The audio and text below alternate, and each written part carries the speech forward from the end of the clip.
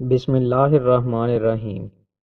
رسول اللہ صلی اللہ علیہ وآلہ وسلم نے ارشاد فرمایا، جو کوئی مسلمان اپنے مسلمان بھائی کو کسی مصیبت میں تسلی دے تو اللہ تعالیٰ قیامت کے دن اسے عزت کا جوڑا پہنائے گا۔ رسول اللہ صلی اللہ علیہ وآلہ وسلم نے ارشاد فرمایا، جب اللہ تعالیٰ کسی بندے کی موت کے لیے کسی زمین کا فیصلہ کر دیتا ہے تو وہاں اس کی کوئی حاجت پیدا کر دیتا ہے۔ رسول اللہ صلی اللہ علیہ وآلہ وسلم نے ارشاد فرمایا، طاقتور مومن اللہ کے نزدیک کمزور مومن کی نسبت بہتر اور زیادہ محبوب ہے، جبکہ خیر دونوں میں موجود ہے۔ جس چیز سے تمہیں حقیقی نفع پہنچے اس میں حرص کرو اور اللہ سے مدد مانگو، اور کمزور نہ پڑو، مایوس ہو کر نہ بیٹھ جاؤ۔ اگر تمہیں کوئی نقصان پہنچے تو یہ نہ کہو کاش میں اس طرح کرتا تو ایسا ایسا ہوتا، بلکہ یہ کہو یہ اللہ کی تقدیر ہے، وہ جو چاہتا ہے کرتا ہے۔ اس لیے کہ حسرت کرتے ہوئے کاش کہنا شیطان کے عمل کے دروازے کو کھول دیتا ہے۔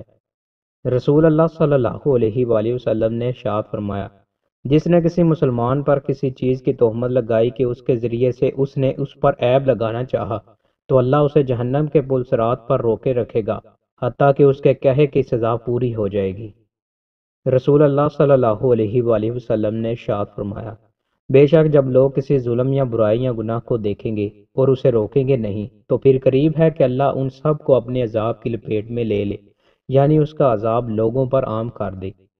رسول اللہ صلی اللہ علیہ وآلہ وسلم نے ارشاد فرمایا، جو شخص اپنے بستر پر آئے اور ارادہ رکھتا ہو کہ رات میں اٹھ کر نماز پڑھے گا، پھر اسے ایسی نیند آئی کہ صبح ہو گئی تو اس کا ثواب اس کی نیت کے مطابق لکھا جائے گا اور اس کا سونا اس کے رب کی طرف سے اس پر صدقہ ہوگا۔